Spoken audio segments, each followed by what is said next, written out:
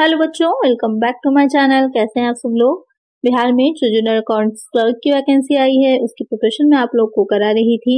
आज की वीडियो में हम पढ़ेंगे ऑडिटिंग से रिलेटेड जो एमसीक्यूज होते हैं उसको सॉल्व करेंगे। इससे पहले भी काफी वीडियोस में अपलोड कर चुकी हूँ, इस पर और भी वीडियोस आएंगी तो इसके लिए चैनल को सब्सक्राइब कर लीजिएगा। एक प्लेलिस्ट आपको मिल जाएगी जिसमें सारी वीडियोस एक साथ होंगी, लिंक डिस्क्रिप्शन में देख लीजिएगा। सारी वीडियो को शुरू करते हैं। आज की वीडियो में इसके आगे हम पढ़ेंगे कि ऑडिट कितने टाइप का होता है, क्योंकि इससे भी आपको क्वेश्चन बन सकते हैं कि जो किसी एक्ट के अकॉर्डिंग रजिस्टर्ड कंपनीज हैं या जो गवर्नमेंट कंपनीज हैं किसका कैसे किस तरह से ऑडिट होता है, या कंटिन्यूअस ऑडिट क्या होता है, या फिर जो आपका बैलेंस शीट का ऑडिट है वो क्या रहेगा।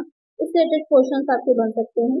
तो आई वीडियो को शुरू करते हैं, लेकिन शुरू करने से पहले जिन बच्चों ने चैनल को सब्सक्राइब नहीं किया होगा सब्सक्राइब कर लीजिए, वीडियो अच्छी लगेगी लाइक करिएगा और फ्रेंड्स साथ वीडियो को शेयर भी कर दीजिएगा ज्यादा से ज्यादा।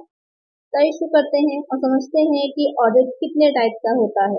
तो सबसे पहले जो इसमें आता है टाइप्स ऑफ ऑडिट में, जो पहला हमारा पॉइंट रहेगा कि वैधानिक अंकेक्षण यानी कि स्टेटरी ऑडिट। अब क्या होता है वैधानिक अंकेक्षण, बहुत कंफ्यूजन रहती है, अक्सर बच्चे यहाँ पर कंफ्यूज होते हैं कि जो गवर्नमेंट ऑडिट होता है और जो स्टेटरी ऑडिट होता है वो सेम ही होता है, लेकिन ऐसा नहीं है, दोनों ऑडिट अलग होते हैं। जब हम बात वैधानिक अंकेक्षण की कर रहे होते हैं तो वहाँ पर वैधानिक अंकेक्षण या स्टेटरी ऑडिट वो रहता है कि जिस एक्ट के अकॉर्डिंग उस कंपनी को रजिस्टर्ड किया गया था, बनाया गया था, उसी एक्ट के अकॉर्डिंग वो उसमें कंपलसरी है या नहीं है। अगर कंपलसरी है तो कराना जरूरी होता है। तो इसके अंतर्गत आ जाते हैं आपके तीन तरह के ऑडिट। इससे पहले आ जाता है कंपनियों का अंकेक्षण यानी कि ऑडिट ऑफ कंपनीज। दूसरा हो जाता है पेन्नासों का अंकेक्षण, ऑडिट ऑफ ट्रस्ट। थर्ड होता है अन्य संस्थाओं का ऑडिट ऑफ अदर ऑर्गेनाइजेशन।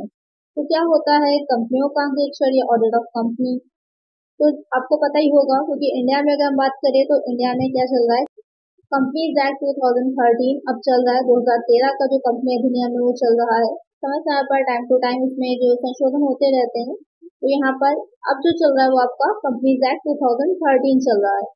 तो उसके अंतर्गत उसके अंडर में जो भी कंपनी रजिस्टर्ड होती हैं उन सबको अपना ऑडिट कराना कंपलसरी होता है, अनिवार्य होता है। फिर आता है प्रन्यासों का यानी कि ट्रस्ट का। तो ट्रस्ट की अगर हम बात करें तो बहुत से ट्रस्ट बनाए जाते हैं, जैसे कि बच्चों की शिक्षा के लिए भी हो सकता है, एजुकेशन के लिए, या जो विडोज होती हैं उनके लिए होता है, जो विडो होती है उनके लिए होता है, या फिर जो असहाय व्यक्ति होते हैं उनकी हेल्प के लिए होता है। तो अलग अलग तरह के ट्रस्ट बनाए जाते हैं, तो उसका भी ऑडिट कराना कंपलसरी रहता है। उसके लिए गवर्नमेंट ने जो पब्लिक ट्रस्ट एक्ट बनाया था उसके अंडर में वो भी कंपलसरी होता है। फिर आ जाता है अन्य संस्थाओं का ऑडिट ऑफ अदर ऑर्गेनाइजेशन। इसमें कौन सी आएंगी, इसमें आती हैं जो अलग अलग एक्ट के अकॉर्डिंग काम करती हैं, जैसे कि बैंकों की अगर हम बात करें, जो बैंक होते हैं तो बैंक का जो ऑडिट होता है वो बैंकिंग रेगुलेशन एक्ट 1949 होगा, उसके अंडर में कंपलसरी होता है। या जो बीमा कंपनियां होती हैं, बीमा कंपनीज होती हैं, तो बीमा कंपनीज एक्ट 1938 बना था, उसके अंडर में कंपलसरी होता है। जो बिजली कंपनियां होती हैं, जो बिजली आपूर्ति कंपनियां हैं, उनका एक्ट 1948 था, उसके अंडर में कंपलसरी होता है। तो यहाँ पर क्या रहेगा कि जो वैधानिक अंकेक्षण होगा, स्टेटरी ऑडिट होता है, जो कंपनीज या जो आपकी संस्थाएं हैं, ऑर्गेनाइजेशंस हैं, किसी एक्ट के अकॉर्डिंग बनी होती हैं, उस एक्ट के अंतर्गत वो कंपलसरी होता है। तो ये हो जाता है स्टेटरी ऑडिट। फिर आता है निजी अंकेक्षण यानी कि प्राइवेट ऑडिट। तो नाम से थोड़ा क्लियर हो रहा है, प्राइवेट है, जब भी बात हम किसी चीज की प्राइवेट की करते हैं, निजी की करते हैं, तो वहां पर पूरी तरह आपको फ्रीडम होती है कि वो काम आप करना चाहते हैं या नहीं करना चाहते हैं। तो यहाँ पर अगर पहला पॉइंट हम लेते हैं कि जो एकाकी व्यापार का अंकेक्षण होता है, audit of account of soul trader, कि एक अकेला व्यक्ति है वो अपना बिजनेस को चला रहा है, किसी और का कोई इन्वेस्टमेंट नहीं है, अकेला उसी की सारी चीजें हैं, उसी की कैपिटल इन्वेस्ट है, तो वहां पर उसके पर अपने इच्छा पर हो जाता है कि वो कराना चाहता है अपना कंप्लीट ऑडिट की नहीं कराना चाहता है। सेकंड हो जाएगा साझेदारी फर्म का। तो साझेदारी फर्म जो होती है वो साझेदारी पार्टनरशिप एक्ट 1932 के लिए अलग से बना था। तो यहाँ पर भी कंपलसरी नहीं होता है, ऐच्छिक होता है, वॉलंटरी होता है, वो चाहे तो करवा सकती है या अपना स्वयं के लिए, या फिर अगर बाकी के पार्टनर्स चाहते हैं तो वो काम करवा सकती हैं। थर्ड हो जाता है प्राइवेट कंपनी। जो प्राइवेट व्यक्ति होते हैं के हिसाब किताब का अंकेक्षण, ऑडिट ऑफ प्राइवेट इंडिविजुअल्स। इसमें ये रहता है कि इस तरह के व्यक्ति होते हैं जो प्राइवेट संस्थाएं टाइप के रहेंगे, प्राइवेट ऑर्गेनाइजेशन छोटी छोटी रहती हैं, जो मिलकर काफी लोग साथ में काम करते हैं, उनके एक्सपेंसेस ज्यादा होते हैं, इनकम भी ज्यादा होती है, तो वहां पर ये रहेगा कि अपने आपस के स्वयं के एक दूसरे पर्पस के लिए वो लोग अपने खातों का अंकेक्षण कराते हैं, कि या फिर जो उनके एम्प्लॉयज हैं वो काम कर रहे हैं उन पर एक तरह से नैतिक दबाव बना रहता है कि हाँ किसी तरह का कोई वो फ्रॉड ना कर सके, कोई गबन ना कर सके, तो वो अपना ऑडिट करा सकते हैं। ये पूरी तरह से क्या रहता है, वॉलंटरी होता है, शैक्षिक होता है, उनकी इच्छा पर होता है। कोई गवर्नमेंट इस पर जबरदस्ती नहीं है कि कराना ही कराना है, ना किसी एक्ट के अंडर में, ये उनके लिए वॉलंटरी होता है। उसके बाद आ जाता है सरकारी अंकेक्षण यानी कि गवर्नमेंट ऑडिट। तो गवर्नमेंट ऑडिट क्या रहता है, ये भी काफी इम्पोर्टेंट है। तो गवर्नमेंट ऑडिट का मतलब ये होता है कि जो गवर्नमेंट अपने, क्योंकि गवर्नमेंट के अलग अलग डिपार्टमेंट होते हैं, उनके भी अपनी कंपनीज चल रही हैं, गवर्नमेंट कंपनीज जो होती हैं, तो उनके जो हिसाब किताब जो अपने अकाउंट्स वो लोग रख रही होती हैं, उनका जो ऑडिट कराया जाता है वो आपका गवर्नमेंट ऑडिट आता है। गवर्नमेंट ऑडिट कैसे होता है, जो controller and auditor general of India होता है, जिसे कैग बोला जाता है, वो राष्ट्रपति जो होगा, जो प्रेसिडेंट होता है, वो नियुक्ति करता है, उसकी वो अपॉइंट करता है, और उसके द्वारा ही कराया जाता है जो गवर्नमेंट ऑडिट होता है, या जो गवर्नमेंट द्वारा जो भी अपने अकाउंट से अपने खाते हिसाब किताब के रखे जाते हैं, अलग से पूरा अकाउंट डिपार्टमेंट होता है हर विभाग में, तो वहां पर उनका अंकेक्षण जो होता है वो उसी के अंदर में होता है। क्या होता है टैग या इससे रिलेटेड चीजें, इसको मैं एक अलग से सेपरेट वीडियो की आएगी, इसमें हम उसके बारे में डिटेल में पढ़ेंगे। फिर आता है आंतरिक अंकेक्षण, इंटरनल ऑडिट, ये भी काफी इंपॉर्टेंट है। अक्सर बच्चे यहाँ पर भी कंफ्यूज होते हैं। जो इंटरनल ऑडिट होता है, आंतरिक अंकेक्षण होता है, प्रीवियस वीडियो में थोड़ा सा मैंने समझाया भी था इसके बारे में, कि जो कंपनी होती है वो अपने एम्प्लॉयज को ही या अपने एम्प्लॉय की तरह ही किसी व्यक्ति को क्या करती है, ऑडिटर के तौर पर या ऑडिटर की तरह अपॉइंट करती है अपनी कंपनी में। वो परमानेंट उस कंपनी का ही एक हिस्सा होता है, कंपनी के एम्प्लॉय की तरह रहता है, और जो भी कंपनी अपने अकाउंट्स बनाती है उन अकाउंट्स का बारे में उसको देखता है, समझता है, और उसका समझ लीजिए ऑडिट लगातार चलता रहता है। उसमें ये रहता है कि किसी भी तरह की छोटी मोटी कोई गलती होती है या कैलकुलेशन में मिस्टेक होती है, फौरन पकड़ में आ जाती है, या इस तरह से कह सकते हैं कि कंपनी के जो बाकी के एम्प्लॉयज होते हैं उनको गबन करना या कोई फ्रॉड करने में डर रहता है, तो फौरन पकड़ में आ जाएगा, तो वो हो जाता है इंटरनल ऑडिट यानी कि आंतरिक अंकेक्षण। जो व्यक्ति होगा उसको एक कर्मचारी की तरह नियुक्त कर लिया जाता है, और वो कर्मचारी की तरह है, एक एम्प्लॉय की तरह है, उस कंपनी में काम करता है और ऑडिट का भी काम करता रहता है। फिर आ जाता है जो आपके अदर ऑडिट होंगे, अन्य अंकेक्षण आएंगे, तो फिर बहुत टाइप के आते हैं, उसको समझ लेते हैं थोड़ा सा ब्रीफ में। इससे पहला हो जाता है चालू अंकेक्षण। चालू अंकेक्षण यानी कि कंटिन्यूअस ऑडिट। कंटिन्यूअस ऑडिट क्या होता है, नाम से ही थोड़ा क्लियर हो रहा है। चालू अंकेक्षण, इसमें क्या रहेगा, जो ऑडिट का काम होता है वो पूरे वर्ष भर चलता रहेगा, पूरे टाइम लगातार वो ऑडिट चलता रहता है, जिससे कि छोटी मोटी जो भी गड़बड़ियां हो रही हैं उसको फौरन ही पकड़ा जा सके। क्योंकि अगर बाद में जो आपके अकाउंट बनते हैं, तब अगर स्टार्टिंग में जनरल में एंट्री करने में कोई गड़बड़ हो जाती है, तो फाइनल अकाउंट से ढूंढना उसको बहुत मुश्किल हो जाता है। आप लोग जब ग्रेजुएशन में होंगे, पढ़ रहे होंगे, तो वहां पर जो हम लोग जर्नल एंट्री करते थे और लास्ट तक बैलेंस शीट तक पहुंचते थे, बनाते थे, कभी कभी बैलेंस शीट टैली ही नहीं होती थी। क्यों नहीं होती थी, क्योंकि हमने स्टार्टिंग में ही कुछ गड़बड़ी कर दी होती थी, इस वजह से हमारी बैलेंस शीट के दोनों साइड इक्वल नहीं आते थे।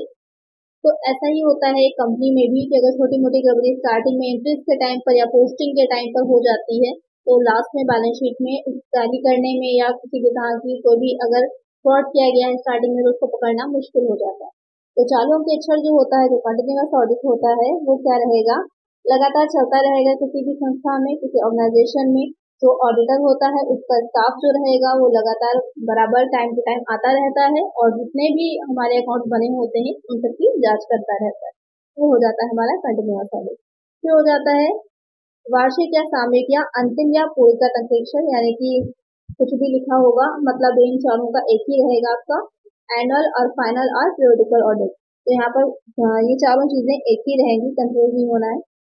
तो वार्षिक, सामयिक, अंतिम या पूर्णगत, चारों के नाम से क्लियर हो रहा है। लास्ट में जब हमारे सारे अकाउंट्स बन जाते हैं, तब जो अंकेक्षण होता है, तब जो ऑडिट होता है, वो आपका क्या हो जाता है, एनुअल ऑडिट कहलाता है।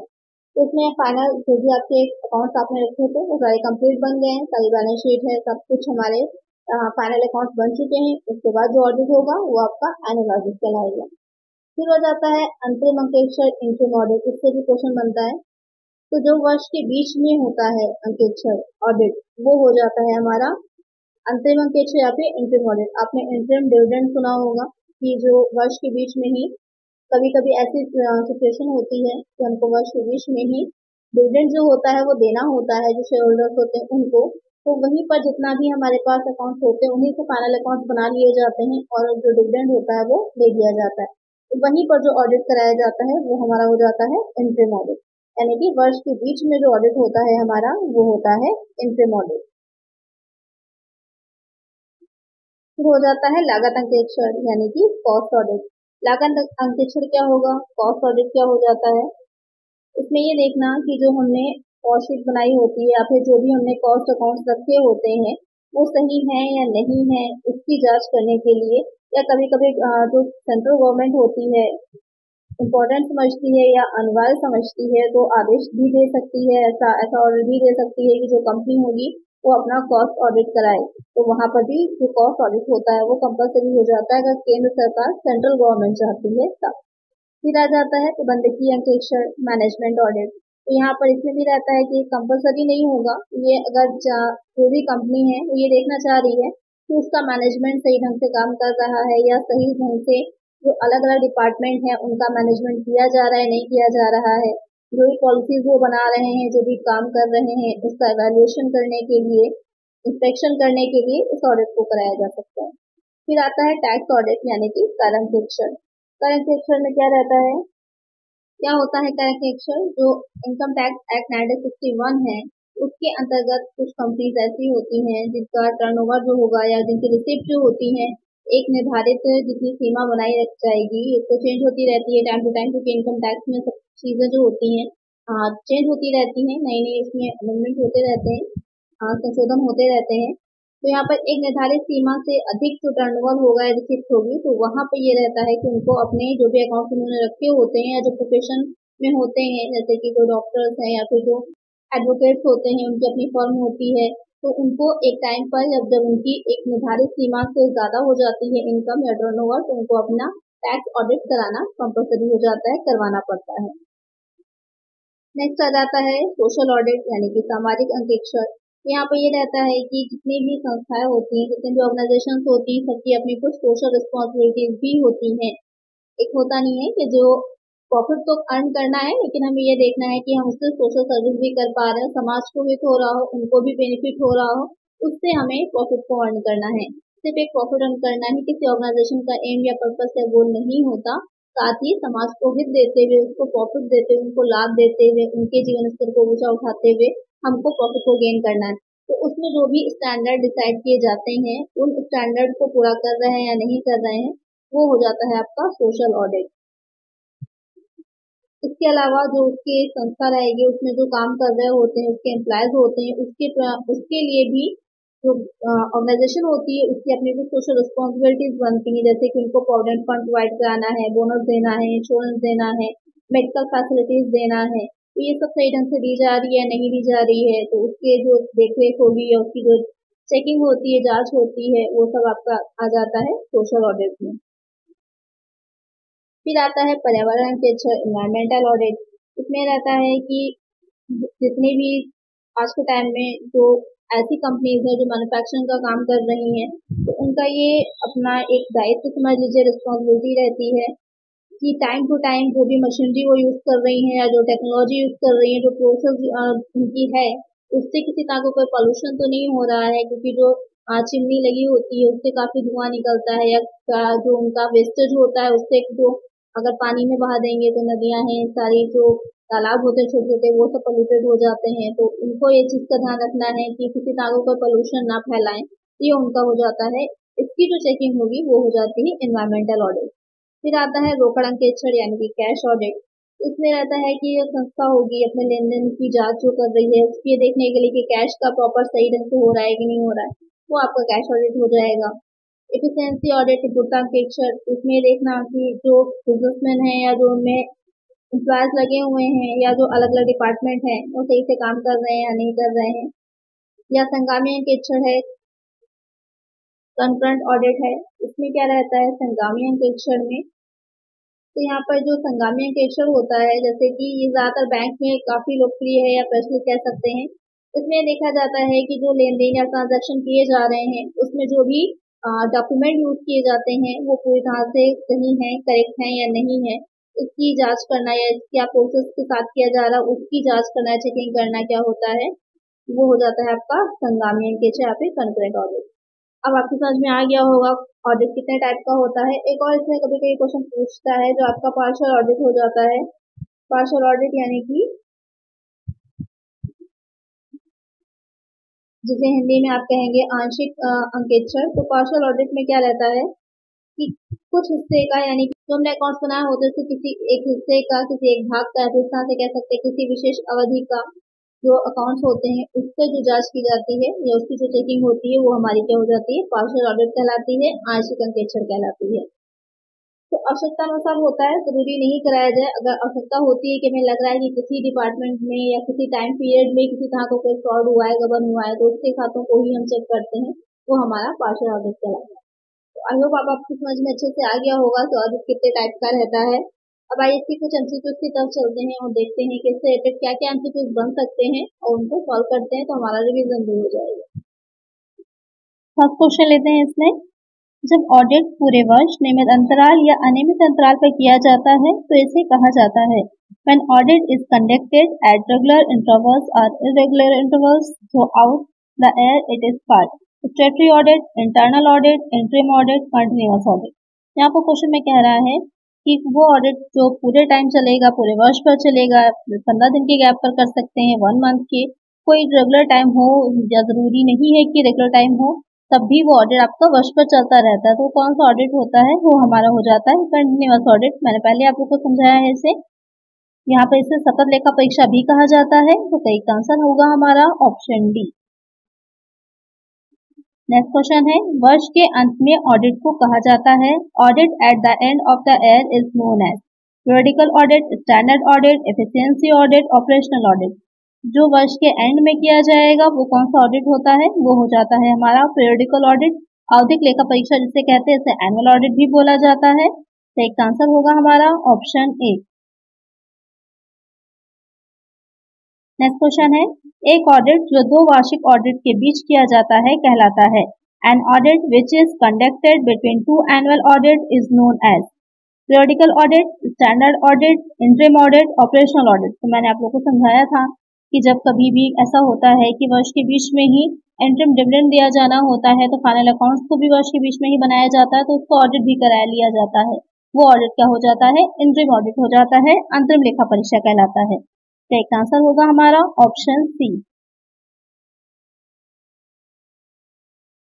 नेक्स्ट क्वेश्चन है, ऑडिट जो वैधानिक आवश्यकता नहीं है लेकिन स्वामी की इच्छा पर आयोजित किया जाता है, इसे कहा जाएगा The audit which is not a statutory requirement but is conducted at the desire of owners is known as private audit, balance sheet audit, operational audit, efficiency audit। यहाँ पर क्वेश्चन में कह रहा है कि वो ऑडिट जो कि वैधानिक नहीं है, स्टैट्यूटरी नहीं है, करवाना कंपलसरी नहीं है, लेकिन उसके जो ओनर है अगर चाहें तो करवा सकते हैं, तो कौन सा ऑडिट होगा, वो हो जाता है प्राइवेट ऑडिट, निजी लेखा परीक्षा। मैंने आप लोग को समझाया था इसके बारे में। एक आंसर हो जाएगा ऑप्शन ए। जो सोल ट्रेडर्स होते हैं या फिर जो पार्टनरशिप में है वो करवाना चाहें तो करवा सकते हैं, कंपलसरी नहीं है। नेक्स्ट क्वेश्चन है, सरकारी कार्यालयों एवं विभागों का ऑडिट कहलाता है audit of government offices and department is known as tax audit, periodical audit, government audit, efficiency audit. तो जो सरकारी कार्यालय है या डिपार्टमेंट्स होते हैं उसका जो ऑडिट होता है वो आपका गवर्नमेंट ऑडिट हो जाता है, सरकारी अंकेक्षण या फिर लेखा परीक्षा। तो एक आंसर होगा हमारा ऑप्शन सी। अगर आप थोड़ी अच्छे से समझ लीजिए तो आगे के जो क्वेश्चंस होते हैं वो बहुत आसानी से सॉल्व हो जाते हैं। नेक्स्ट क्वेश्चन है, सरकारी लेखा परीक्षा भारत सरकार द्वारा संचालित विभाग द्वारा की जाती है, इसे कहा जाता है government audit is conducted by the department maintain by government of India is known as. काफी अच्छा क्वेश्चन है, इंपॉर्टेंट भी है। Cost and audit department, accounts and audit department, tax and audit department, GST and audit department. अच्छा question है, important भी है। जो गवर्नमेंट ऑडिट होता है वो भारत सरकार द्वारा संचालित कौन सा ऐसा डिपार्टमेंट या विभाग है जिसके द्वारा कराया जाता है, वो हो जाएगा आपका लेखा एवं लेखा परीक्षा विभाग, अकाउंट्स एंड ऑडिट डिपार्टमेंट। एक आंसर होगा ऑप्शन बी। अब इसी से रिलेटेड एक दूसरा क्वेश्चन बनता है कि ये जो डिपार्टमेंट है वो किसके अंडर में आता है, क्योंकि हमारा नेक्स्ट क्वेश्चन होगा।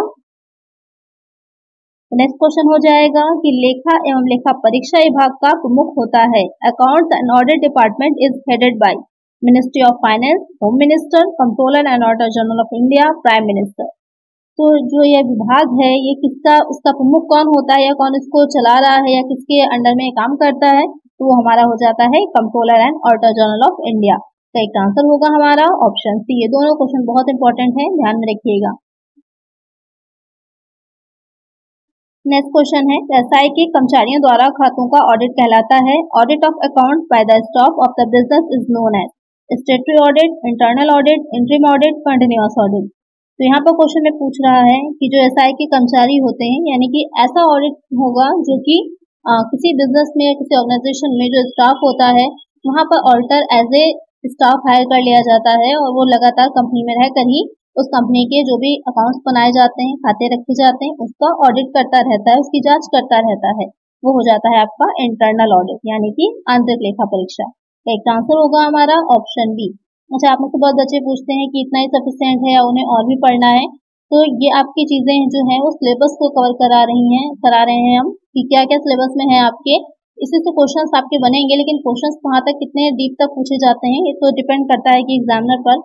आप लोग इसके साथ ही जो प्रीवियस ईयर के इसके पेपर्स हुए होंगे उनको ले लीजिए और साथ ही प्रैक्टिस करते चलिए, जिससे कि आपके क्वेश्चंस की भी अपनी एक लैंग्वेज होती है, उसको समझना बहुत इंपॉर्टेंट होता है। उसके लिए ज्यादा से ज्यादा प्रैक्टिस करिए, प्रीवियस ईयर ले लीजिए और उसको प्रैक्टिस करते रहिए, जिससे आपको आइडिया भी लगेगा क्वेश्चंस कैसे आते हैं और साथ ही आपकी प्रैक्टिस भी होती रहेगी। नेक्स्ट क्वेश्चन है ऑडिट किसके लिए अनिवार्य है। Audit is compulsory for companies, trust and cooperative societies, companies form under special act of parliament, all of the above. अच्छा क्वेश्चन है कि ऑडिट जो होगा वो किसके लिए कंपल्सरी होता है। ये क्वेश्चन बहुत पूछा जाता है, बस इसमें थोड़ा सा चेंज कर देते हैं कि जॉइंट स्टॉक कंपनी लिख देंगे, सोल ट्रेडर लिख देंगे, तो कुछ भी रख सकते हैं।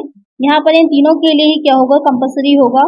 कंपनी के लिए भी, ट्रस्ट के लिए भी, और जो स्पेशल एक्ट जैसे कि बैंक्स हैं या फिर जो बीमा कंपनियां होती हैं, इंश्योरेंस कंपनीज हैं, उनके लिए कंपल्सरी होता है। तो ये तीनों के लिए ही कंपल्सरी होगा। किसमें आता है, तो ये तीनों ही ऑडिट जो आ जाते हैं वो आ जाते हैं किसमें, स्टैट्यूटरी ऑडिट में, वैधानिक अंकेक्षण में। तो एक आंसर जो होगा हमारा option D, all of the above. Next question है वैधानिक लेखा परीक्षा को और किस नाम से जाना जाता है। Statutory audit is also known as compulsory audit, financial audit, financial statement audit, all of the above. तो जो वैधानिक लेखा परीक्षा होगी उसे और किस नाम से जाना जाता है, तो इसका आंसर आप लोग मुझे कमेंट करिए कि जो स्टैट्यूटरी ऑडिट है, क्योंकि जो मैंने एक्सप्लेनेशन दिया था उससे आपको समझ में आ गया होगा इसके बारे में, तो उसको कमेंट करके मुझे बताइए कि इसको और हम किस नाम से जानते हैं। तीनों ही नाम से भी जान सकते हैं तो आंसर आपका ऑल ऑफ द अबव होगा, किसी एक नाम से जानते हैं तो वो आंसर आप लोग मुझे कमेंट करिएगा। नेक्स्ट क्वेश्चन है सतत लेखा परीक्षा उन संगठनों के लिए उपयुक्त है जहां continuous audit is suitable for organizations where business is very large and large number of transactions are needed to be checked. Audited statements are required immediate after the close of financial year. Banks, all of the above. Question में कह रहा है कि जो हम continuous audit होता है वो किस तरह की जो ऑर्गेनाइजेशन होती हैं उनके लिए अच्छा माना जाएगा, सुटेबल होता है कि व्यवसाय जहाँ पर बहुत बिजनेस जो है उनका बहुत काफी बड़ा है, लार्ज स्केल पे है और वहाँ पर काफी बड़ी संख्या में जो ट्रांजैक्शंस होते हैं, लेन देन होते हैं। साथ ही वहाँ पर जो वित्तीय वर्ष की समाप्ति पर जब फाइनेंशियल ईयर का एंड हो रहा होता है तो उसके जस्ट बाद इमीडिएट ही उनको जो ऑडिटेड उनके स्टेटमेंट्स होते हैं, फाइनेंशियल स्टेटमेंट है, उसकी जरूरत होती है। या फिर बैंक जो होते हैं वहाँ पर, तो यहाँ पर जो सतत अंकेक्षण है, कंटिन्यूअस ऑडिट है, इन तीनों के लिए ही इम्पोर्टेंट रहता है या इन तीनों ही जगह पर सुटेबल रहेगा। जहाँ पर बिजनेस बहुत बड़ा है तो वहाँ पर तो सारे एक एक चीज को लिख पाना पॉसिबल होना थोड़ा मुश्किल हो जाता है या कहीं पर छूट जाने की ज्यादा प्रोबेबिलिटी रहती है। इसलिए अगर रेगुलर ऑडिट होता रहेगा तो किसी भी तरह की कोई गलती है भी तो फौरन ही पकड़ में आ जाएगी। अगर फौरन ही हमको चाहिए है तो कि लास्ट में फाइनल हमारे अकाउंट्स बन जाने के बाद थोड़ा सा टाइम लगेगा ऑडिट होने में, सारे आंकड़ों को, सारे स्टेटमेंट्स का, सारे अकाउंट्स का ऑडिट होने में टाइम लगेगा, तो फौरन इमीडिएट हमको रिपोर्ट्स नहीं मिल पाएंगी। इसलिए भी हम कंटिन्यूअस ऑडिट अगर करवा रहे हैं तो वहाँ पर हमारे इजी रहेगा और लास्ट में सारा हमारी रिपोर्ट तैयार होगी। और बैंक में तो इम्पोर्टेंट होता है ये टाइम टू टाइम ऑडिट होते रहना, जो इन तीनों के लिए ही इम्पोर्टेंट है। तो करेक्ट आंसर होगा हमारा option D, all of the above. Next question है किस प्रकार के ऑडिट में धोखाधड़ी और त्रुटियों का शीघ्र पता लगाना संभव है? Early detection of frauds and error are possible in which type of audit? Statutory audit, internal audit, interim audit, continuous audit. तो यहाँ पर कौन सा ऐसा अंकेक्षण का टाइप है या ऑडिट का टाइप होगा जिसको अपना करके हम जो भी फ्रॉड्स हो रहे हैं या जो भी एरर्स आ रहे हैं उनको हम जल्दी पता लगा पाएंगे? जो आपका वैधानिक या शाब्दिक लेखा परीक्षा होगी, आंतरिक में, अंतरिम में या फिर सतत लेखा परीक्षा में। तो यहाँ पर जो सतत लेखा परीक्षा होगा, कंटिन्यूअस ऑडिट होगा, यहाँ पर दो में आप कंफ्यूज होंगे, एक हो जाएगा इंटरनल ऑडिट और दूसरा कंटिन्यूअस ऑडिट में। इंटरनल ऑडिट से ज्यादा अच्छा यहाँ पर रहेगा कंटिन्यूअस ऑडिट। अगर हम सतत लेखा परीक्षा या चालू अंकेक्षण का काम करा रहे हैं तो वहां पर हम जल्दी जो त्रुटियां हैं या धोखाधड़ी उसको पता लगा सकते हैं, क्योंकि वहां पर एक प्रोफेशनल ऑडिटर होगा जो कि स्वतंत्र होगा, इंडिपेंडेंट होगा, बाहर से उसका स्टाफ रहेगा, आएगा, टाइम टू टाइम चेक करेगा आपके अकाउंट्स को। और जो आपने इंटरनल ऑडिट में, क्योंकि आपके कर्मचारी ही रहेंगे, आपका एम्प्लॉय ही होगा वो, तो वहां पर अगर वो बाकी एम्प्लॉय के साथ मिल जाएगा तो वहां पर वो फ्रॉड कर सकता है मिलकर के। लेकिन जो चालू अंकेक्षण होगा, कंटिन्यूअस ऑडिट होगा, क्योंकि वो इंडिपेंडेंट होता है, वो आपका एक तरह से एम्प्लॉय नहीं है, वो अलग है आपके बिजनेस से, तो उसके द्वारा जो अंकेक्षण होगा या उसका स्टाफ करेगा तो उसको कोई भी इफेक्ट नहीं कर पाएगा, इसलिए उसमें हम त्रुटियों को या फ्रॉड्स को जल्दी पता लगा पाएंगे। तो यहाँ पर करेक्ट आंसर होगा ऑप्शन डी।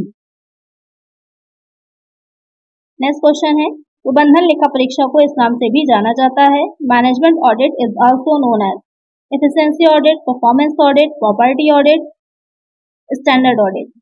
तो यहाँ पर जो मैनेजमेंट ऑडिट होता है उसे और किस नाम से जाना जाता है? मैनेजमेंट ऑडिट को हम एफिशिएंसी ऑडिट यानी कि दक्षता लेखा परीक्षा के नाम से भी जानते हैं। एक आंसर होगा हमारा ऑप्शन ए।